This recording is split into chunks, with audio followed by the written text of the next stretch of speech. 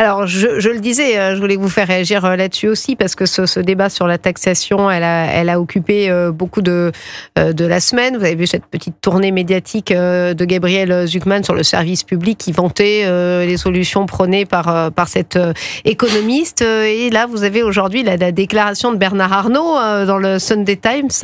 Bernard Arnault, PDG d'LVMH, je rappelle 75 marques, 84 milliards d'euros et un bénéfice de 12,50 milliards d'euros. Je rappelle ces chiffres parce que c'est important d'avoir ce genre d'entreprises en France qui font travailler. Il n'y a pas que des méchants patrons, il y a des employés, plein d'employés qui gagnent leur vie grâce à LVMH. On est ravis quand on va dans le monde entier de voir les boutiques qui sont aux couleurs de la France. Alors là aussi, Olivier Faure d'ailleurs qui dit qui accuse les patrons de ne pas être assez patriotiques. On est vraiment dans une polarisation, Michel Fayad, du débat en France. On a l'extrême droite, l'extrême gauche, puisque Bernard Arnault qualifie Gabriel Zucman de militant d'extrême gauche.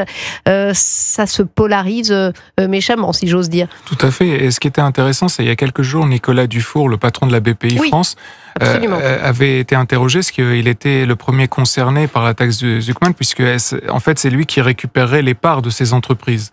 Et il prenait le cas justement de Bernard Arnault en disant que si on prenait l'entièreté de la fortune de Bernard Arnault, on ne pourrait financer que 10 mois de sécurité sociale.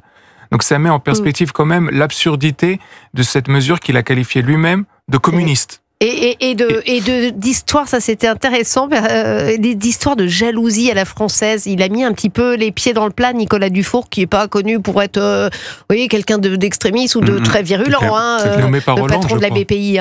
Non mais il a raison d'aller sur ce terrain-là. En fait, ce que les Français ont du mal à comprendre, parce que la classe politique ne leur dit pas assez aussi, c'est qu'on devrait être très fiers d'avoir quelques grands groupes français, franco-français. Voilà. Il y en a très peu, quand on se compare aux États-Unis, même quand on se compare au reste du monde, et ceux qui nous restent, ceux qui sont là, on devrait avoir beaucoup de satisfaction de les avoir chez nous, parce qu'il vaut mieux avoir l'actionnariat chez nous en France. En général, ça permet de mieux préserver nos intérêts dans la durée, et en particulier ceux du territoire national. Ça, c'est le premier point. Et le deuxième point sur lequel je veux insister par rapport à la taxe Zucman, après tout, c'est un choix politique, mais il faudrait que si à un moment donné on va vers un tel choix politique, c'est qu'on fonde ce choix politique sur ce qu'on appelle de véritables études d'impact. Là, depuis des décennies en France, sur la fiscalité en particulier, mais sur tous les autres sujets, on joue aux apprentis sorciers. C'est-à-dire qu'on a une bonne idée, et puis on décide de la mettre en œuvre sans avoir véritablement évaluer les conséquences de manière sérieuse. Là, j'entends M. Zucman qui dit oui, mais les études de Bercy expliquent qu'en effet, il n'y a pas de problème sur le risque de départ des riches. Mais ces études de Bercy, c'est comme si vous demandez à un pâtissier ce que la pâtisserie fait grossir. Bercy va pas dire mais Alexandre, les impôts font sans partir les gens. retomber, parce que c'est vrai qu'on a eu ce débat et j'ai l'impression qu'on convaincra pas les gens qui sont pour cette taxe. Et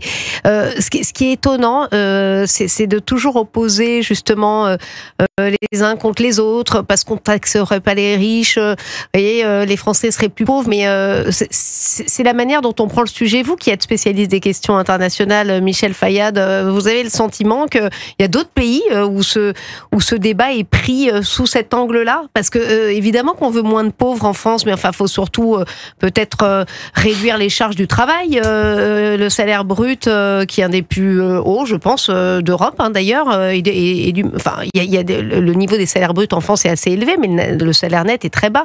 C'est ça le problème. Non, bien sûr, il y a aussi l'autre problème qui est la question de la gestion publique, parce qu'au final, tout cet argent qu'on nous taxe, on va le confier aux mêmes personnes qui nous ont creusé notre dette et qui créent un déficit budgétaire chaque année. En fait, on ne pose pas cette question très clairement, parce que dans une entreprise, quand vous avez un mauvais gestionnaire, vous le renvoyez, enfin les actionnaires le renvoient, donc ils nomment un nouveau dirigeant. Aujourd'hui en France, on est en train de dire on va taxer davantage, donner davantage d'argent entre les mains de gens qui ne savent pas le gérer. Donc je ne sais pas où est-ce qu'on va. Moi non plus. Merci, c'est une conclusion un petit peu pessimiste, mais enfin, je vous souhaite quand même une bonne soirée, Michel Fayad. Merci Alexandre Malafaye.